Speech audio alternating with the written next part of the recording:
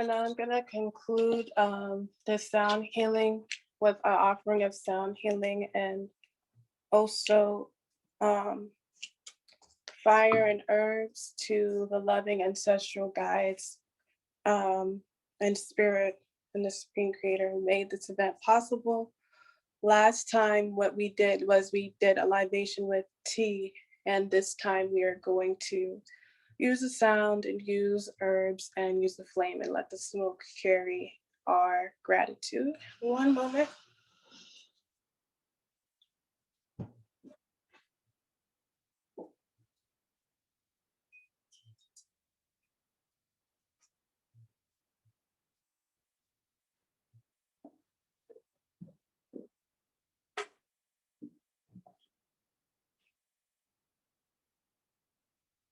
So here I have cedar wood, and cedar wood is really healing for trying to bring a sense of groundedness to oneself.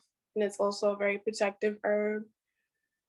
Where I was living in New York, um, outside, just some suburbs outside the Bronx last year, this was like everywhere. We even had one in front of the house, a cedar wood tree in front of the house. And so I've grown very closely with this herb. And I just want to say thank you to all the loving ancestors and guides on both my mother's side and father's side of the family who helped me get here, and everyone along the way who's helped me to understand Indigenous healing and Indigenous African psychology, my professors at Howard, my professors at FAMU, the folks at Association of Black Psychologists, my political science professors who were holistic and who helped me see connections between different concepts that our people need to find liberation and healing globally. I want to thank my team members. I want to thank Antara. I want to thank Angie. I want to thank the spirits that guard the lands that we're on and that make it possible for us to breathe and eat and drink and live and survive. I'm currently on Tallahassee, Appalachian land in North Florida.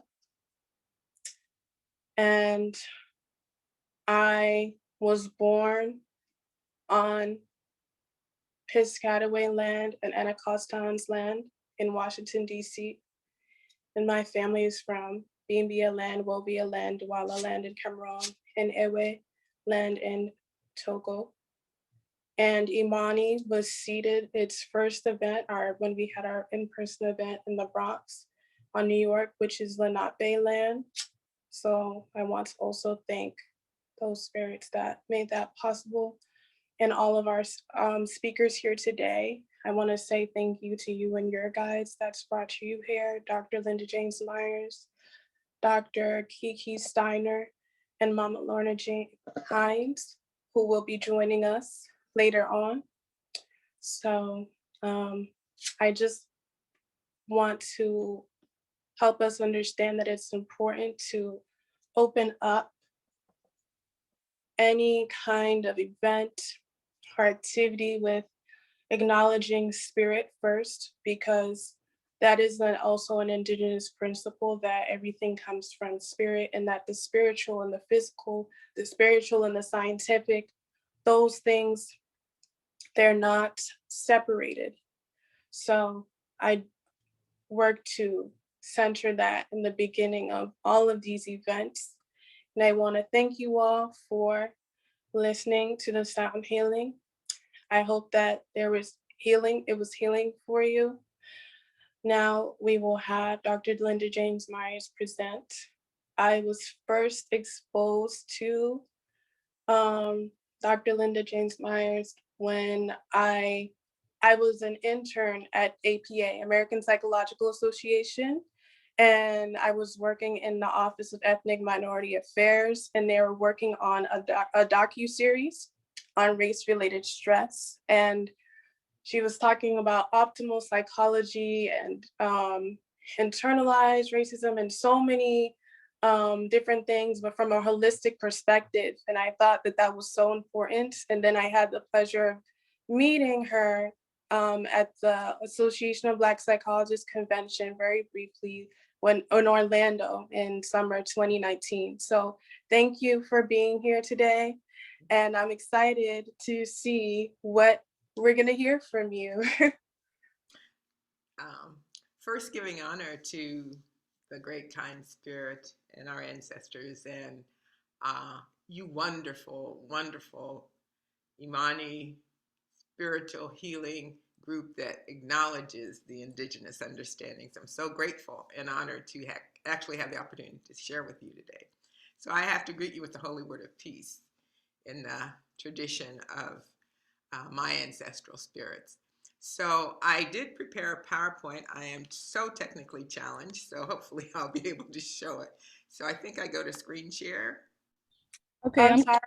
Yeah, I'm gonna make you the host. 1 second. That doesn't guarantee I'll be able to show it.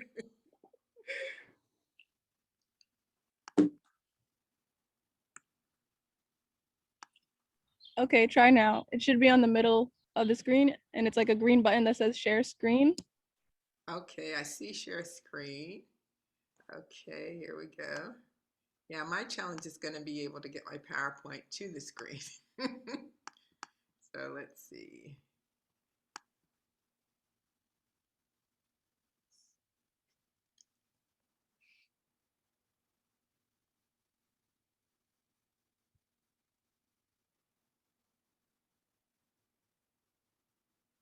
Mm-hmm.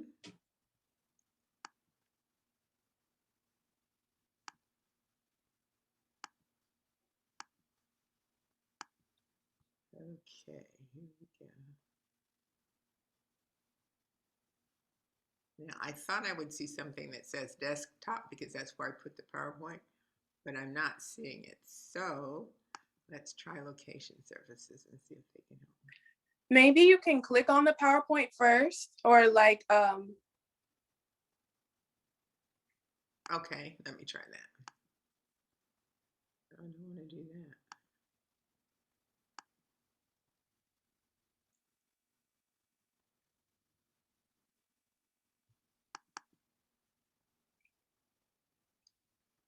Okay. Now let's see. So I clicked on it. Should that make a difference in terms of it coming up? Let's see. We'll see here in just a second.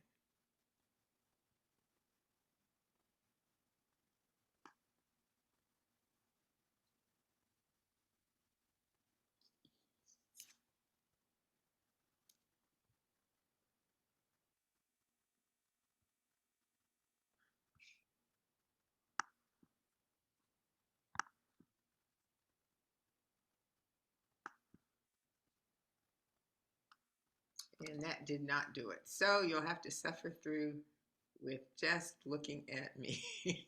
I mean, maybe we can make it work. Would you feel comfortable emailing it to us and then we can do it that way? Oh, absolutely. Okay. And you have the Imani email, you can send it there and then we can share it on this end. Let's see.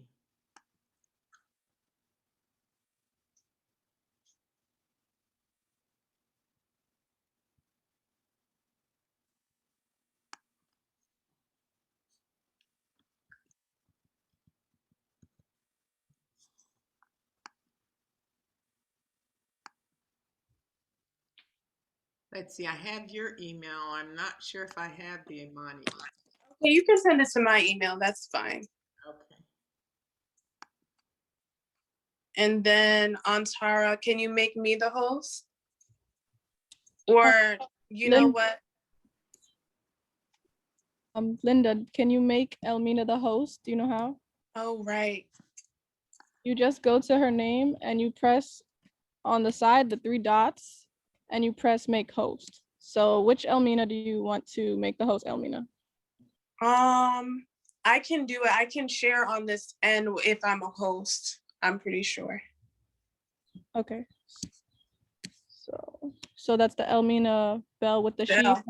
Her or No, it's the one without the pronouns. okay. Okay. Let me see if I can get that.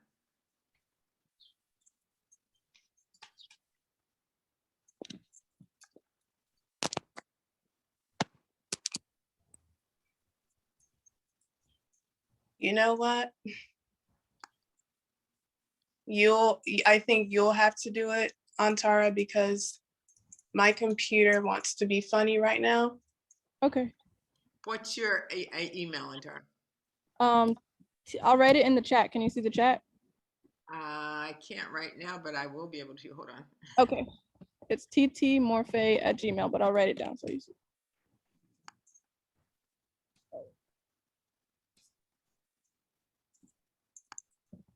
Okay, hold on.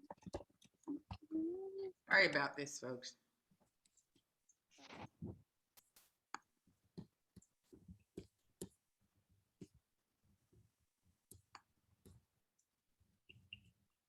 Do you see it? Yes. Okay, cool.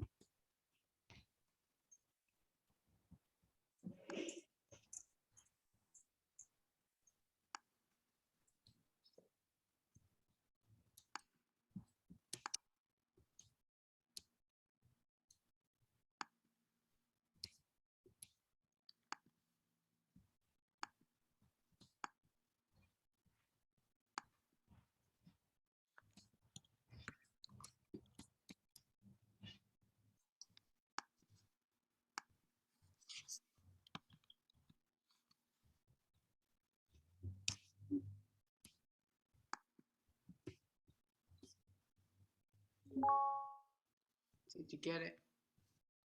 Not yet. Let me see. Oh, you know what I need to do? So Oh, I got it. let me make sure I did the right thing to get you to be the to have the. Yeah, my name on here is Antara Morphe. Do you see me? And I should be looking under screen share. No, you go to my name. Okay. And then to the side, you can see more, or it has 3 dots and you open it. You have to click it and then it's a drop down menu. Okay, here we go. You see it? I do. All right. Cool.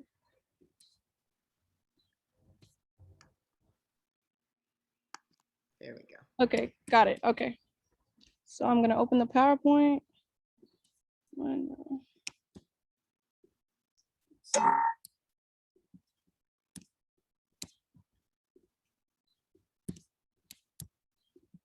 One second. While she's doing that, let me just begin by saying why I feel it's so important that you all are doing this and have gathered here today, because as we know, as we look at the culture today, this society, this nation, we see the nation is at the crossroads. It's at the crossroads to either saving its soul or being destroyed. And as we know, if this nation's at the crossroads, that means humanity's at the crossroads, since we're all interrelated and interdependent. So in order to pull humanity back from the brink of destruction and to save our soul, humanity's soul, we're going to have to go back to indigenous knowledge, wisdom, and understanding. Because the understanding we now have has been severely flawed and faulty. So for that reason, I am so happy that this gathering, this organization exists, because we know the ancestors are pleased. So you can pull up the first slide as soon as you All right. get the opportunity. You can see it? Yeah.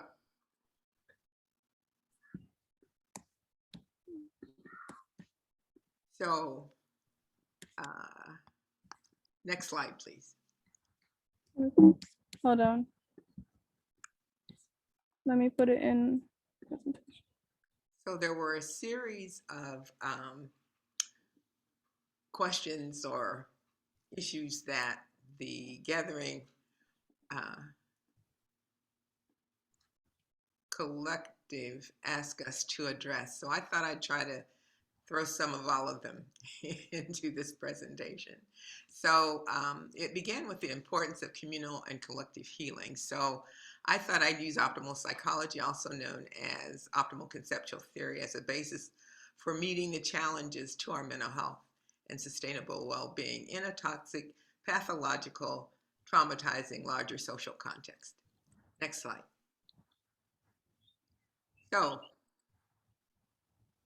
we need an optimal, holistic, integrative worldview or conceptual system, because what prevents us from healing and will allow us to uplift a fallen humanity is when our cultural worldview embraces awareness of the interrelatedness and interdependence of all that is, the essential, inevitable nature of healing as a communal collective effort is evident. So first step is really to embrace the reality that we are all interrelated and interdependent, as all Indigenous people tend to do. This understanding is based on the knowing that we are one with a creative life force, a unity consciousness rooted in the reality that all is spirit, as are we and one another, all of nature, community, those who came before, or the ancestors, and those who will come after, the yet unborn. Next slide, please. So what we're seeking is an optimal unity consciousness, where we understand that injury to one is ultimately an injury to all.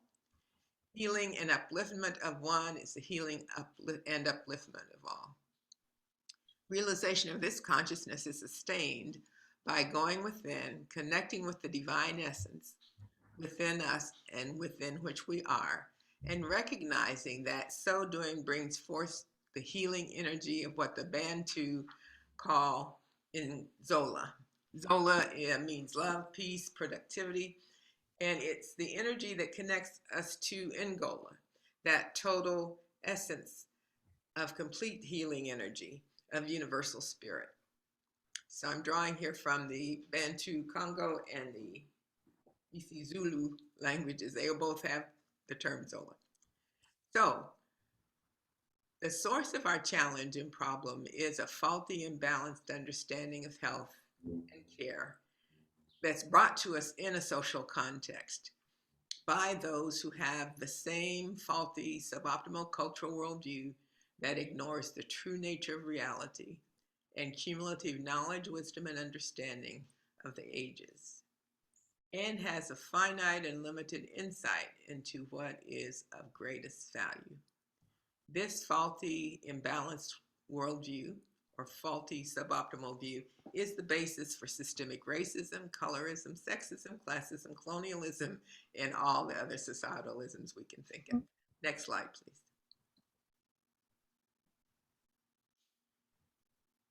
Did someone have a question, comment?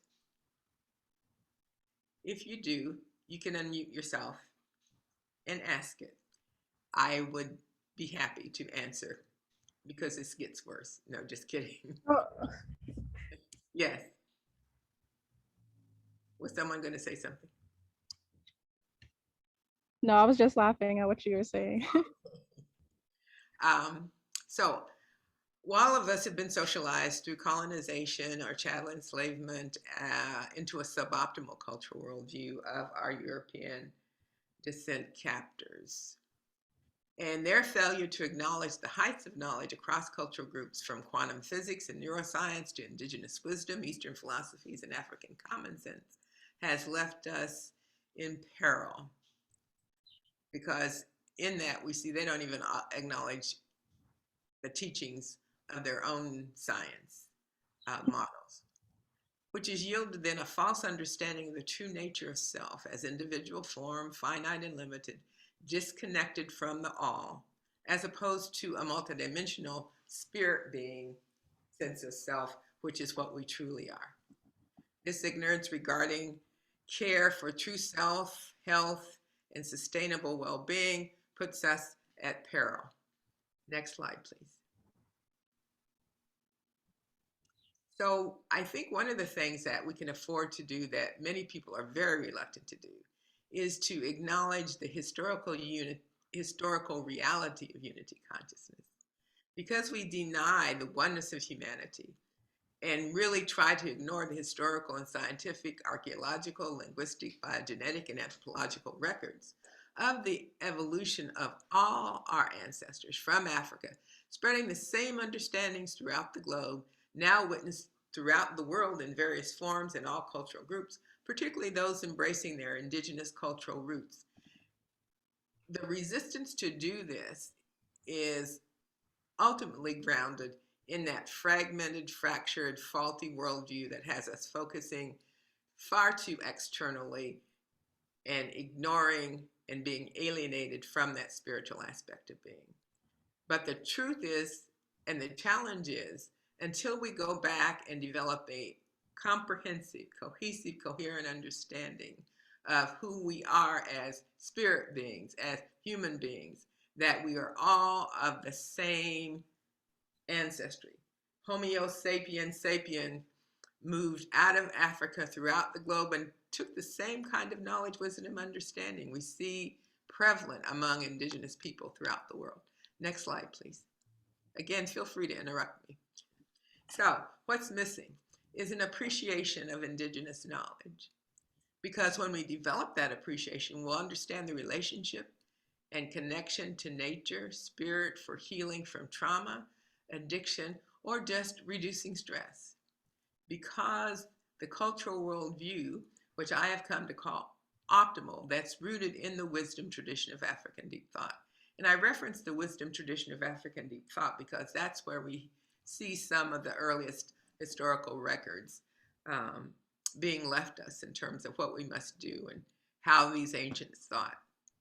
And when we go there, when we unearth those historical records, we see their cultural worldview is interestingly some 6,000 to 10,000 years preceding some of the conclusions that even the Western world has only more recently come to. For example, heard of cognitive behavioral therapy? It's the contemporary realization that actually what is in our hearts and our mind and our words cause all perceptions to come forth. We see this written in the pyramid text around 3,000 to 4,000 BCE, where our ancestors said, it's what the heart feels, the mind thinks, and the tongue speaks that cause all perceptions to come forth. And indeed, it is those forces that cause the creation of all that is manifest in the human world. Also, that indigenous knowledge allows us to see the relationship and connection with ancestors for our healing.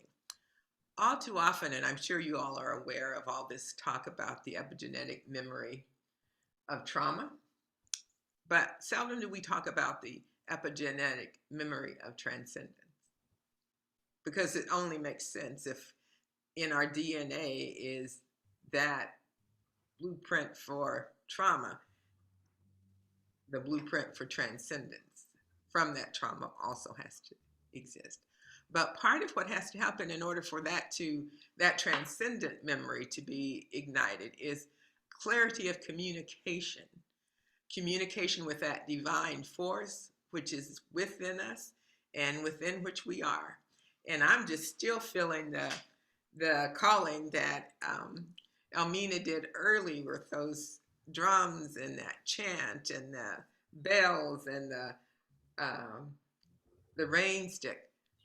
That energy, those vibrations are healing energies that are once sent out, are infinite. They keep going and going and going, and we can appercept them at any time. When we have clarity of communication, first of all, about who we are, where we are, how we got here, what sustains us. In fact, within the Bantu Congo tradition, we always talk about Simba, Simbi. Hold up that which holds you up. Next slide, please. So, what are our ways forward? There were several questions that were asked. How am I doing for time? So you have until, I think we went a little bit like 5 minutes off. Let me look at the schedule real quick. Okay. And while I'm doing this, I just want to comment on what you said about the clarity of communication and how like words shape the reality. I think that that's something that our ancestors understood, but now in the modern time, the new age spiritual movement has like taken that and like kind of distorted it and like made it seem just like, oh, if you just say you want to be wealthy, you'll be wealthy, without looking at like systemic things in place like racism or economic disparities or something like that. But what our ancestors meant when they were talking about the words framing the reality is like being intentional behind what you're saying. And if you look at the languages of indigenous people all over, there was a lot more vibrational and symbolic and had a deeper meaning than like English words in a sense. And so we, even like with, you were talking about ancient Egypt, they use hieroglyphs, they use like animals and symbols of nature to communicate as like words, right? And we have a lot of words that don't, we have this tendency in the Western world, because of what anthropologists said about indigenous people having less words in their languages or different types of alphabets and all of that, as being primitive. But really, our communication is very clear, and it also encompasses interconnectedness. And this is why we don't really see certain words don't even exist. Like in my parents on my mother's side, the Bambia people of Cameroon, right? We don't have he or she. They don't have like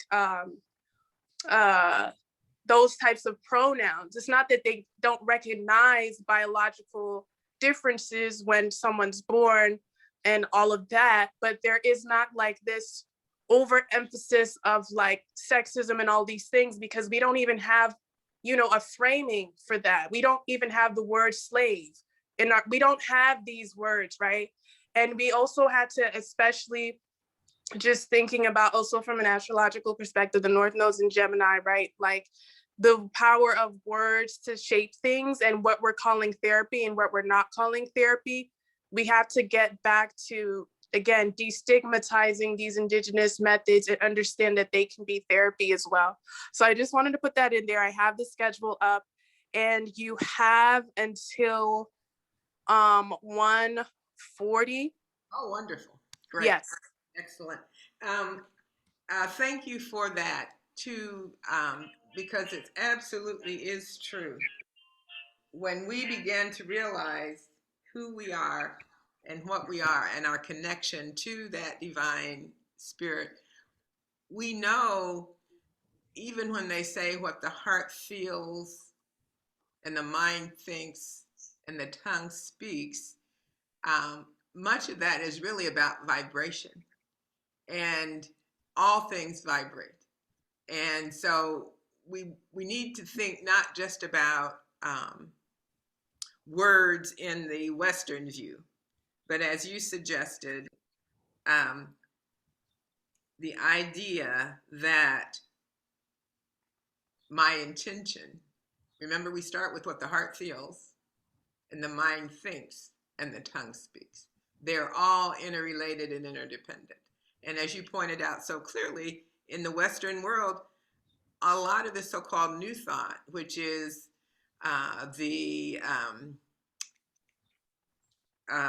what we could say, the stealing of ancient thought and not properly attributing where that knowledge came from, nor properly understanding it, because the cultural worldview needed to interpret it properly and understand it is absent. We get really, really faulty information and a faulty understanding. And our ancestors were very clear, and we are our ancestors, and so we must become very clear, because the cycles of life don't stop. Just as our ancestors in traditional, what we call traditional culture, thought this, that, or something else, their expectation of us is that we get that, but we also evolve and take that knowledge, wisdom, and understanding to a higher level, one necessary for what's confronting us today. And so that's very inspiring what you shared, because as we begin to think about all that is before us, we have to think about, why is it that many indigenous groups don't have that gender, his, her? Why is it that even in ancient times, when people said him, from coming from Kemetic language, or the father, why is it that that wasn't inherently sexist? Well, it wasn't inherently sexist because their cultural worldview, as we learn and uncover, their realization that the first human to conceive of God was a woman.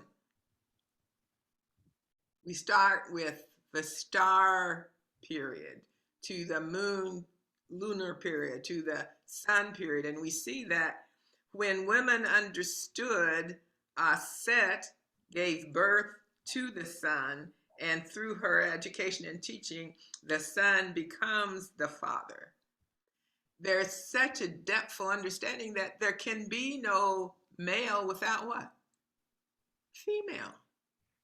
Why then, if I know that it's part of who I am and what I am, and the interrelatedness and the interdependence of all things, am I going to become offended because they refer to the Father? Because implicit in that referral is an acknowledgement of a natural process that I am so in tune with, I can't be offended. But in a social context, unlike the African indigenous, in the West, people of European descent have never had that understanding. Women have been very much disregarded, devalued. And that same reality still exists today, unfortunately. So this idea of having ways forward where how our relationships affect mental health and healthy conflict resolution and accountability is a critical and essential question, because that primal relationship between myself and the divine infinite will impact every other relationship that manifests. And when I become conscious of that, when I become appreciative of that natural order, then the basis for true mental health can emerge. One of our biggest problems in this society is that we don't know what mental health is. Why would you say that? Well, I don't know. If you saw the last 4 years under our previous president, we had a pathological liar who was a criminal, a crook, and didn't mind making that evident. Yet 74 million Americans still prefer to follow that person rather than what's true. How did that happen? How did we get to this point? We got to this point by virtue of our missocialization, our miseducation into a faulty worldview. How do we get out of it? Moving back to a deeper understanding that our ancestors left us. All of our relationships are affected. Our mental health is affected by the miseducation, missocialization. In fact, a brilliant African-American educator even said, it will be of no value if in later years we say, oh, so many more Black people have got an education, if the education they got leads them away from the truth of their own reality and cultural heritage and leads them to take on that of the colonizer, the oppressor, the kidnapper, the trafficker. Ultimately, healthy conflict resolution can only come by actually confronting the roots of the problem, the roots of the conflict. And then through that acknowledgement, through that truth, we can move to reconciliation. And accountability has to be an essential part of that reconciliation. Comments or questions?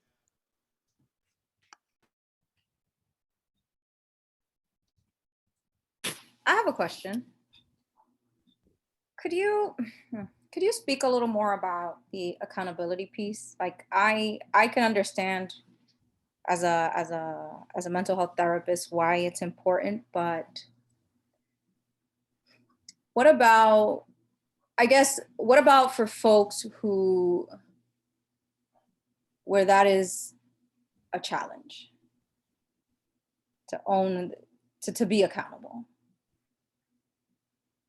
So like what happens when the person that should assume accountability doesn't or doesn't even think that they're accountable for their harm, let's say? That's a good question. And tell me if you hear a competing voice in the background. I hear my roommate talking. Is it interfering with your hearing? No. Excellent. You sound perfect. So, accountability. What happens when you're in a social context where people do not accept the idea of accountability, much less being held accountable? And that's a challenge because it requires, for any human being to think, oh my God, I need to be held accountable for my behavior. I have to, first of all, see who I am and my relationship to others and my responsibility and obligation to others. Because what is going to be good for them is ultimately going to be in my best interest as well. So to the extent we don't have that kind of consciousness and that kind of thinking, then people think, so for example, well, I don't know why they keep bringing up this chattel enslavement thing because I wasn't even here. My ancestors didn't come till 1950. So what has that got to do with me? I don't have any accountability. That kind of thinking comes because their cultural worldview doesn't recognize or acknowledge the interrelatedness and interdependence of all things.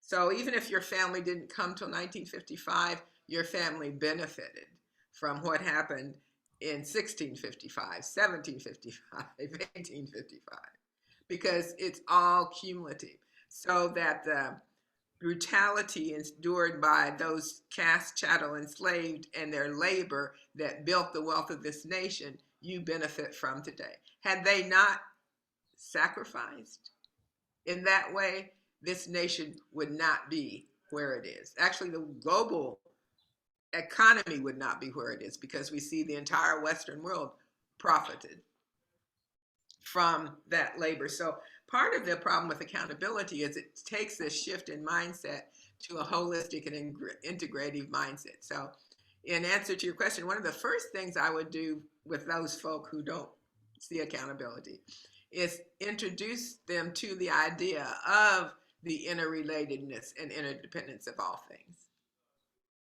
And why do they not see the interrelatedness and interdependence of all things? Because there's a faulty assumption they often hold about the nature of reality itself. They think reality is only what they see, touch, taste, hear, or smell. There may be a spiritual aspect that's separate and secondary, but that aspect is essential to a proper understanding of the nature of reality itself, because the height of knowledge, a cross-cultural group says, no, reality is essentially a spiritual phenomena, that spiritual essence that permeates all things. And so if you don't really understand that essence and its power and its relationship in contemporary times on a day-to-day basis, then the interrelatedness and interdependence of things don't really make sense, and accountability won't make sense, because you think what happened yesterday, if I wasn't there, it has nothing to do with me, not realizing it all is very much interrelated and interdependent. So accountability can only come when we make a shift in that mindset to see the interrelatedness and interdependence, and a shift in the mindset where we have values greater than acquisition of object. In indigenous culture, acquisition of object was not of value. In fact, most indigenous people don't have a construct for ownership of land. It makes no sense.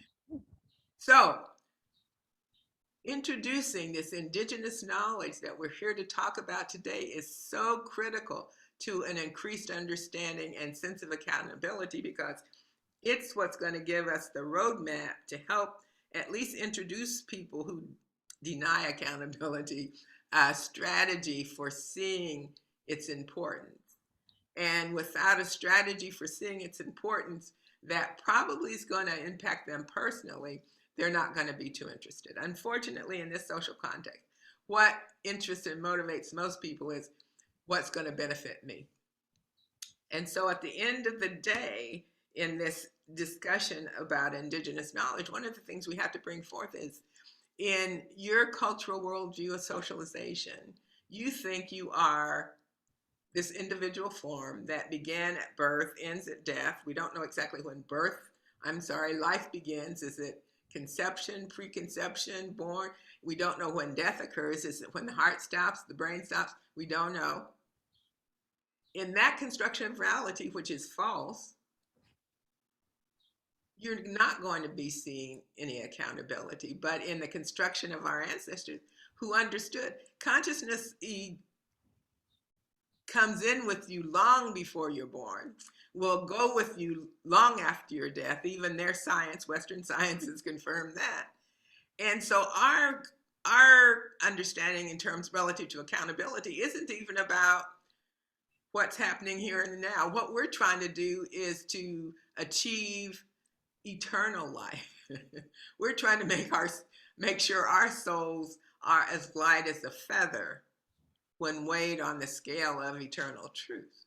And that's something that happens on a decision by decision basis. And if I'm making decisions where my heart is going to be heavy, my soul isn't going to be free and uplifted, then whether I consciously decide I should be accountable for my bad behavior, spirit realm is going to hold you accountable. You're going to be held accountable, whether you're conscious of it or not, in this lifetime or not. So there's something greater, an understanding deeper and greater than we're socialized into in this social context, that we kind of have to probably feed in baby steps, like baby food. They say you can't give steaks to babies. I understand that. I'm of the ilk, time is short. So I'm going to try to tell you as much as I think you can comprehend. And either you'll have ears to hear and eyes to see, or you won't. But at least I've done all I can do in terms of holding myself accountable to those ancestors upon whose shoulders I stand. Does that make sense? Is that helpful? Yes, absolutely. Thank you. You're welcome. We also have to think about how mental health therapists or holistic healers can cultivate a better relationship with their clients while maintaining healthy boundaries and doing their job. Oh my God, is this a problem? we have this monocultural hegemonic notion of therapy because it's coming from that fragmented, faulty worldview. Number one, we need to stop calling those people who engage in healing relationships with us as clients or patients. I know we have to do that third-party billing, but in our own minds and our own communications, it wouldn't hurt us to talk about cultivating a better relationship with ourselves and with the true selves of others. When you make someone, well, I learned this long ago in graduate school. I did my, we used to have qualifying exams based on research, and mine was on cultural ideology and helping systems. And my interest was trying to figure out how traditional African cultures dealt with so-called deviance. And so I went all over the continent of Africa and really looked at helping systems. And what I found was, in traditional culture, when someone is a so-called deviant or problem or client or patient in the community doesn't identify and say, oh, what's wrong with you? It says, oh my God, something's wrong with the community. What did we do? How did we collectively contribute to this? And what are we going to do to bring this person back into right relationship with a sense of responsibility and a sense of obligation and a sense of being very much more connected to and supported by the collective community? I was astounded because that almost everywhere I went, that was the mindset. And then I came back and training in clinical psychology, I'm saying, oh boy, we're never going to really get these people well because we've got the identified patient and there's something wrong with them. Well, we're a little bit further along now. We at least have trauma-informed care, so we're asking what happened to you. But it's still what happened to you oftentimes that leaves the problem with you as opposed to the social context from which you had to emerge the best you could to achieve the best health you can. So I always think that as mental health therapists and holistic healers, we just have to go to the core and change our thinking and change the way people think about health and healing. And I think we have to also begin to think about this fragmentation of health and mental health. Let me see here. All health is mental health. Huh? How could this be true? Because all is mind, based on the teaching of the wisdom tradition of African deep thought. So if all is mind, all health is mental health. And so if all is mind, we know mind is more than even this brain or this body. And it's very much connected to the ancestral realm and that environment and every aspect of life that we encounter. So I think the way that we're going to do this is go back to what's true. And we fought very hard with APA and everybody else about this notion of ethics that talk about healthy boundaries and doing our job. And there has to be appreciation of what health is and what healthy boundaries are and get us out of this morass of their definition of what the boundary should be. I need to help my so-called client heal. I need to step across that demarcation that says you can't cross this line. I don't need to be inappropriate with them. I don't need to see them as something or someone to exploit, but I definitely need to see them as part of me in indigenous sense of our interconnectedness and interrelatedness and help them understand that relationship. Next slide, please. So, how do we, in our going forward, unlearn the discomfort around indigenous ancestral practices? Well, one of the things we do is what you all are doing this afternoon.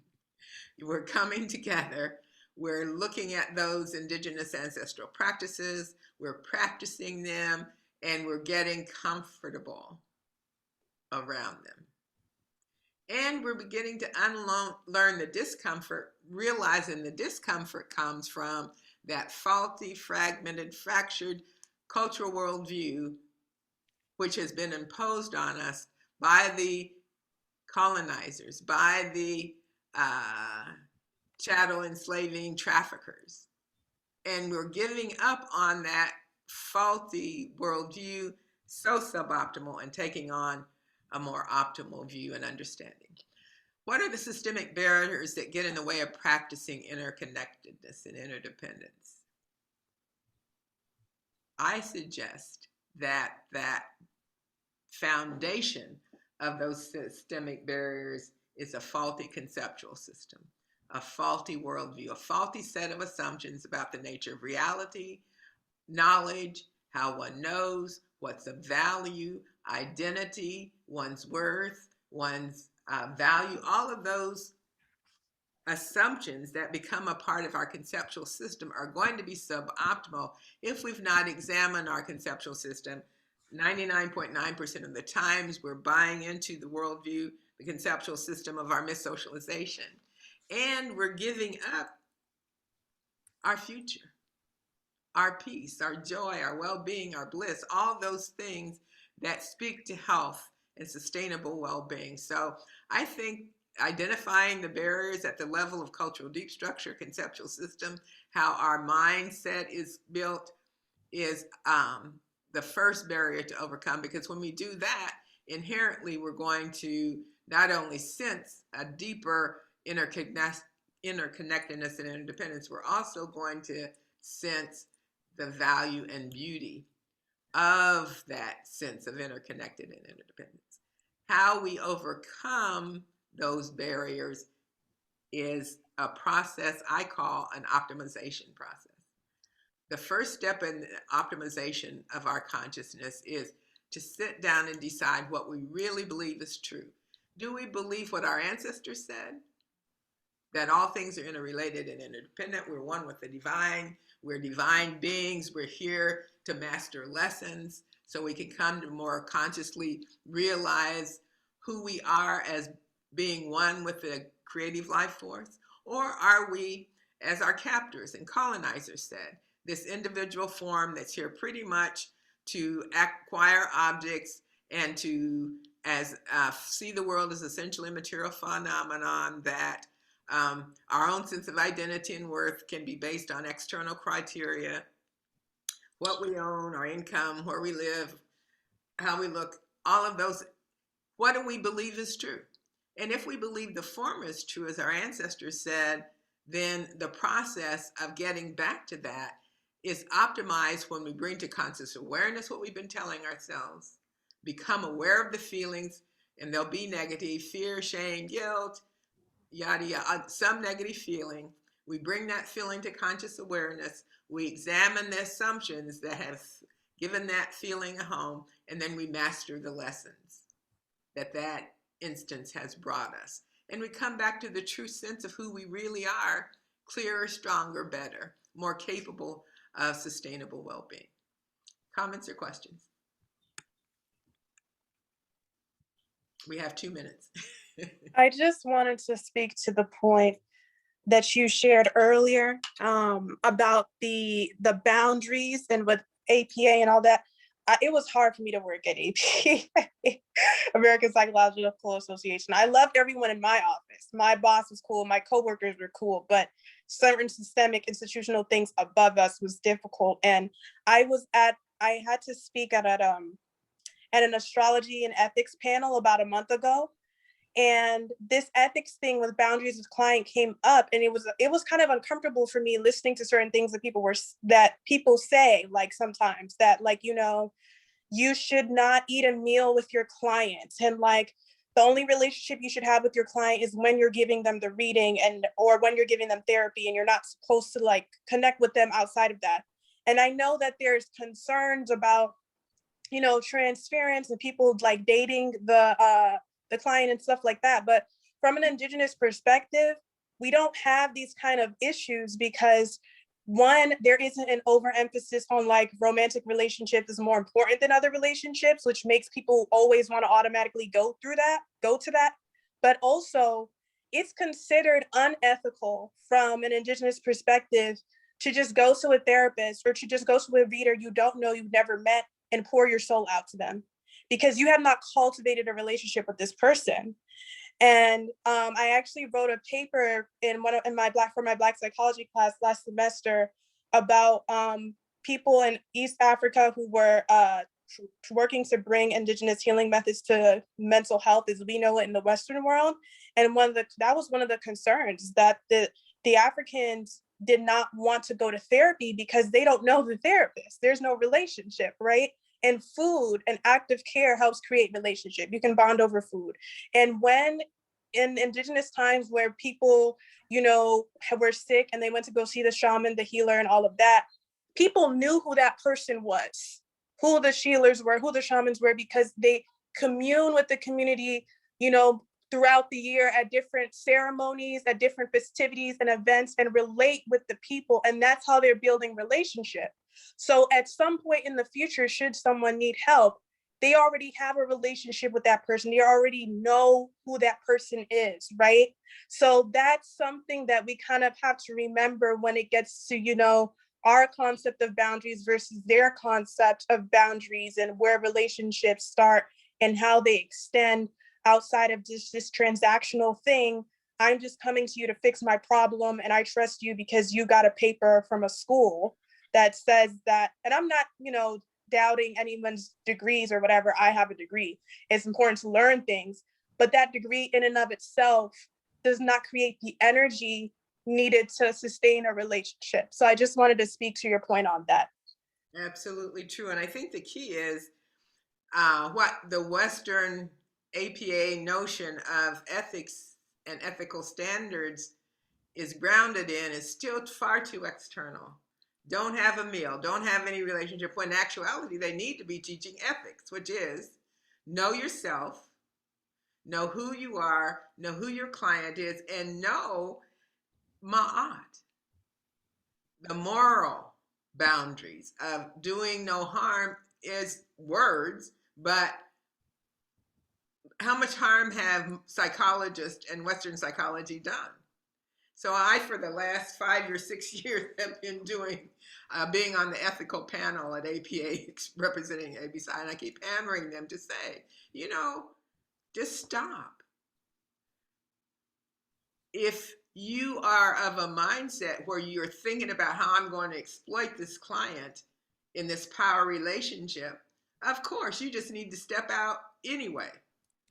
And no manner of ethical boundaries are going to be of any effect.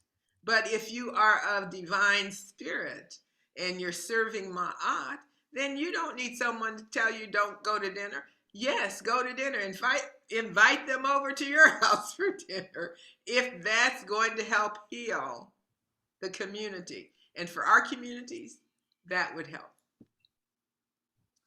I wanted to share something. Oh, Is that Gina? Someone has their hand raised. yeah. This Okay, is go ahead. Okay.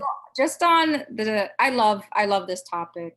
Thank you so much, Dr. Mayers. This is so incredible. But speaking of like ethics, and I just recently started a private practice, and I was really nervous about gaining clients. And all of my clients have been like word of mouth referrals. So I started like with one client, and they told a friend of a friend, and that friend of a friend told the cousin of I've grown like that. And that's always made, it's something that I've had to work through, because I often wonder, like, is that ethical, right? But it's also speaks to the power of like trust, right? Like, all right, you're my cousin, or you're my sister's friend, and you're telling me you're seeing a good therapist. Like, I'm gonna trust you, right? I'm gonna pay attention to your referral, or the movie you're telling me to watch, or like, relationships are so important, and I sometimes worry, because we live in such, because of the work that I do, and we live in such a like tech informed like culture, that we lose that. But I don't know, growing this practice has brought me to like, to back to the roots where so much of like just basic, simple, fundamental like living is the way that I'm like now eating, which is really fascinating. So I just wanted to share that. So this, yeah. Well, thanks for sharing. And I know it's true. And I think that's why we need these national, ethnic acknowledging and identifying psychological associations so they can hold the powers that be at task by saying, clearly how you've been doing psychotherapy and treatment in all these hundreds of years hasn't worked. You just had a crazy man as a president. And somehow nobody did anything or said anything. Let me do what I know to be true based on my indigenous cultural frame, and we can help heal. So I'm simply trying to say we need institutional organizations and structures in place to come to bat for us should it become a problem to us relative to our own credentials and our licensure and that kind of thing. And that's, again, I think a key role this organization can play, because no, we would follow your ethical standards if you had been ethical and if indeed what you have been teaching were productive. And it's been a no on both counts. Thank you so much for that. You're welcome. Thank you, Gina. Thank you, Dr. James Myers, for your presentation. We are gonna have a discussion portion at the end and a networking portion at the end. So if people want to like stay on longer, that's also cool. We're going to transition now to Dr. Kiki Steiner. I